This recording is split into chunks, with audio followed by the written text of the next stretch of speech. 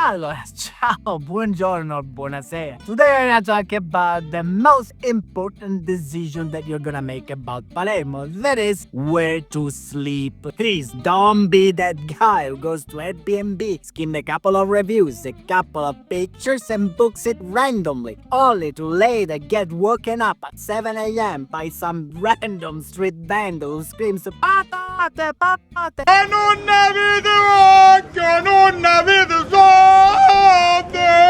right under the window, and instead of looking in the mirror and say, "Wow, I'm an idiot, I booked a room on top of the market," they go on Airbnb and vomit their stupidity all over one-star review. Don't be that guy. Look, here's the deal. In Palermo, every neighborhood has its own vibe. You can walk 100 meters and you go from one extreme to another, from paradise to hell. And why? You should listen to me. Probably can tell from my accent, I'm not a random travel blogger from England, but I'm Sicilian, 100% Sicilian, born and raised in Palermo. And I run wearepalermo.com, a no-nonsense guide made by Sicilians with love. Cool? Good? Bravo. So here what we're gonna do in this video. I'm gonna break down the 3 best areas to stay in Palermo. I'm gonna tell you the pros, cons, my top picks, so you don't completely screw up your vacation. Sound good? Alright, let's get into it. Let's start with the big one, Centro Storico, our historic center. This is the tourist central. This is where you're gonna spend most of your time because all the major attractions are in here. Literally, every 10 steps, you trip over a medieval church, an old noble palace, a fountain, a museum. Mamma mia, food is everywhere. Pasta, pizza, street food. Every corner is a food hamburger. So you either wear a muscle or you gain 2 pounds a day. Now, the pros and cons of this area. Let's start with the upside. Number 1, it's 100% walkable. It means that you can get to all the major attractions without cursing on a bus or getting ripped off by a taxi driver. And at night, you can drown your liver in wine in one of the gazillion restaurants or bars you can find in this area, and then do the drunk walk of shame home. The number 2 and the big pro is that pretty much everything is almost open all year round. I mean, besides the major holidays like Christmas and New Year's Day, you're never gonna starve. There is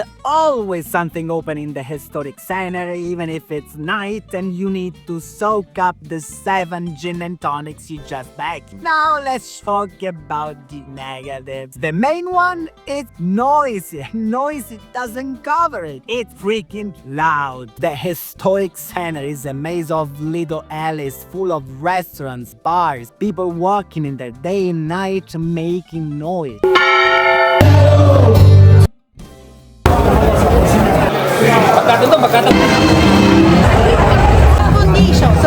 If you're looking for a funeral level silence, go to a funeral. Don't be the idiot who books a room in the historic center and then trashes the hotel in a review. You booked the room in the middle of the chaos. What did you expect? Accept the trade-off. If not, move to somewhere else. And number 2, the other big con is ZTL. This means that the historic center is monitored by cameras. It's like a Big Brother house, but instead of watching you make out, they are standing license plate. Drive in, the camera clocks you. If you paid 5 euros for a pass, you're good to go. If not, you are screwed. A fine is up to 160 euros. Now let's talk about safety in the historic center. Listen, the historic center is as safe as the rest of the city. This is not my grandma talking, but straight stats. Palermo is considered a safe place. Now, that doesn't mean that you can walk around with your head in the clouds and your wallet hanging out, right? Always use your head and remember these things.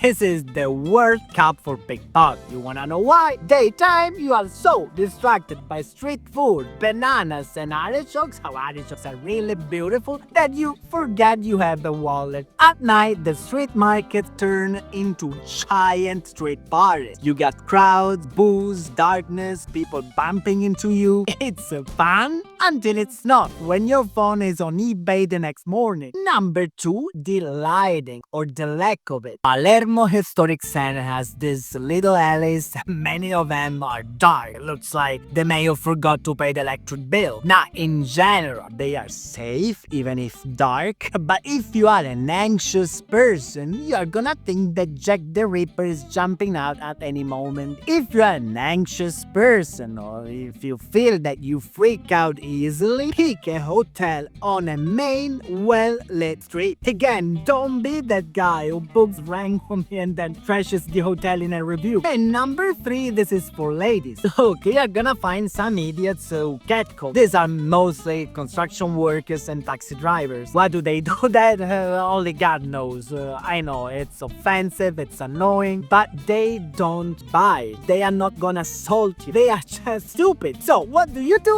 Just ignore them. That's it. If you walk on by, forget about it. So bottom line here, the historic center is safe as long as you use your head. Reckless people and moron ain't safe even at Disney. Now let's talk about where the heck you are gonna sleep. Now, I know you're the place, I got you. I wrote an entire article with all the best spots in this area. Is in the website wearepalermo.com. Go check it out. But here, let me give you a few spots right off the top of my head. Number 1 is Palazzo Natoli. This is a gem. It's a boutique hotel, slick design. The service is so good that you wonder if they cloned your mom and put her on a payroll. Location, dead centered, and somehow it's quiet. Don't ask me why. A miracle in Palermo. And next, Palazzo Sovrana. These are little apartments with a killer location. You open the window and bam! Teatro Massimo is staring you in the face. This is a perfect spot, especially for women traveling alone. Safe, it's central, you can't lose. And number 3, Palazzo Santamarina. Alright, maybe these guys are a little too proud of themselves. But you know what? They kind of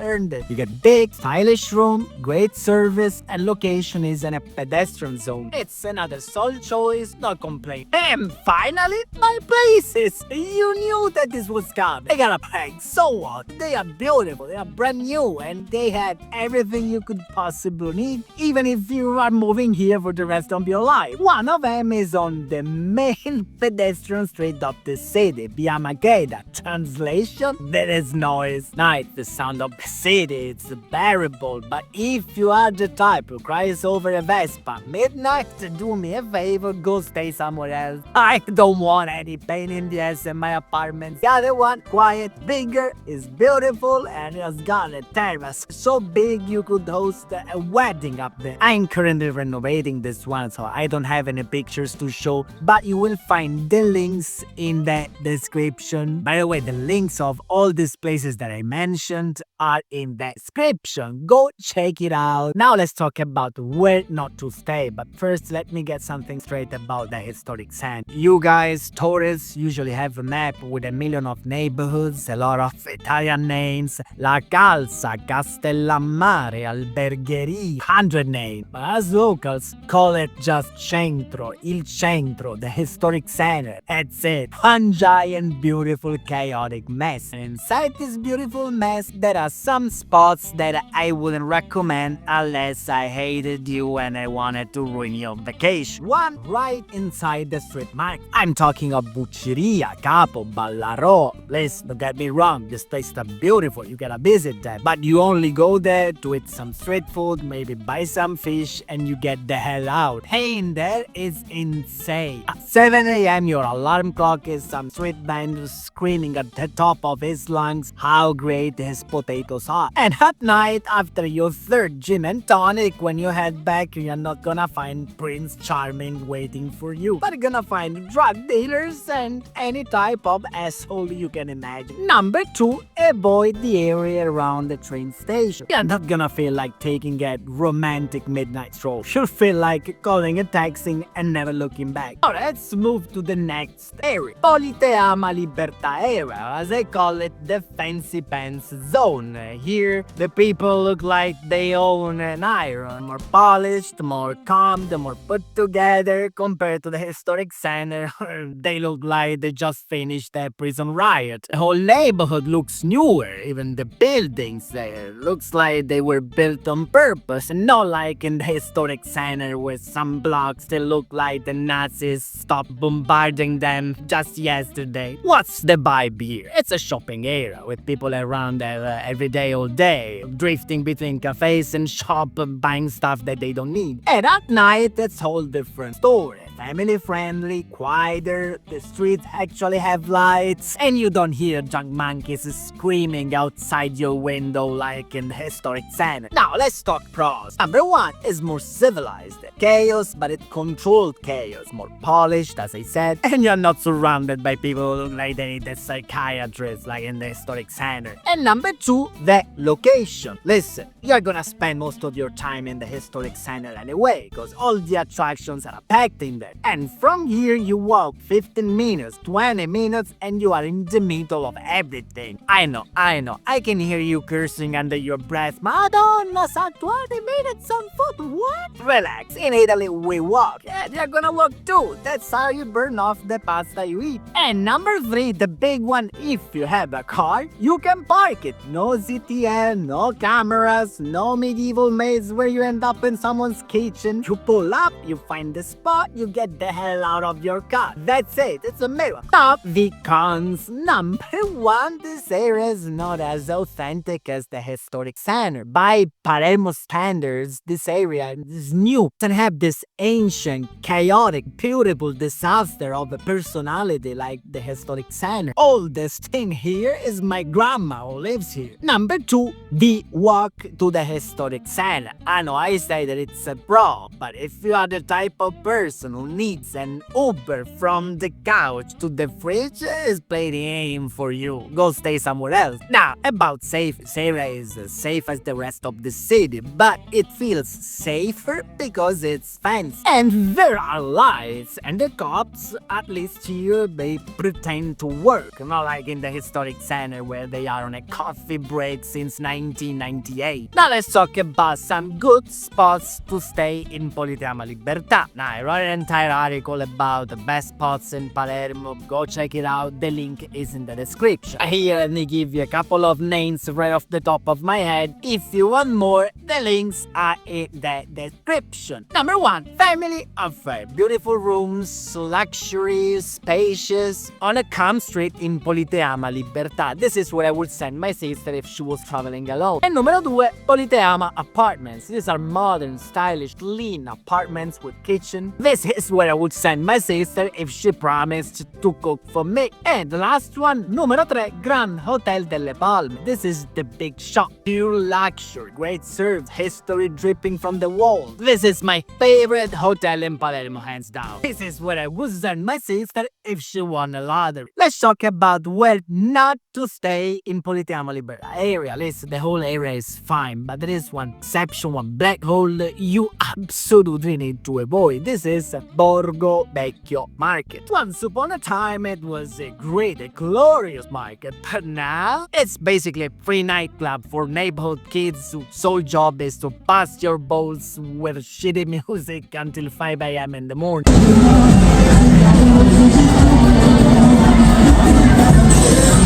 Every single weekend. During the day, forget charm. You'll find a couple of set food stalls with enough trash to open a landfill. But say, do yourself a favor, skip it. And area number 3 is Mondello, our beautiful seaside neighborhood, our little paradise. It's not far, but it feels like another planet. It feels like somebody ripped off a piece of the Caribbean and dropped it right next to Palermo. You got white sand, water so crystal clear that you could baptize yourself in it, and the villas, the fancy villas that cost your firstborn, but they are really beautiful. It's another world. And here's the thing, often foreigners think that Mondello is another city, another place that is different from Palermo, but no, if you are born here, your passport still says Palermo, not Mondello. You get screwed by the same mayor. What's the vibe here? It's vacation mode. You wear your vacation uniform, flip-flops, swim trunks, beer in hand, and that's it. Life here is the beach.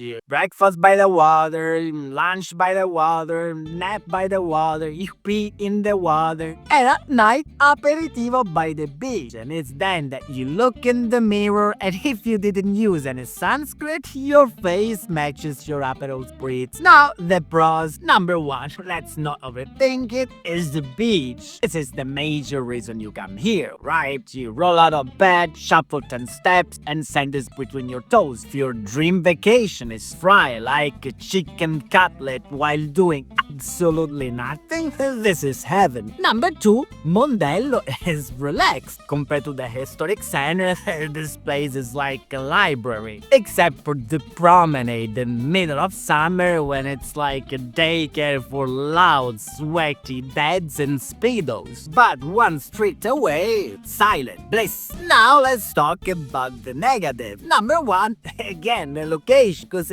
it's far from the city center and all the attractions, nightlife, restaurants, bars, everything is back in the city. Yes, there is a bus, but if you are bouncing back and forth all the time, you're gonna spend your entire vacation cursing out buses, bus stops, and whatever saint is supposed to protect travelers. But listen, if you're like, hey Nick, I don't give a damn about sightseeing, I just want a beer and a chair in the sand. If this is the case, you don't need a bus, you don't need a car. But if you want to experience the city too, especially at night, you need wheels, you need the vehicle. Otherwise, you're busting your balls with the bus system. Hey, number two, Mondello is seasonal. What do I mean by that? Like spring, summer is paradise. Winter is a cemetery. A gorgeous cemetery, but still a cemetery. It's gonna be just you, a local priest, and a couple of seagulls looking around like,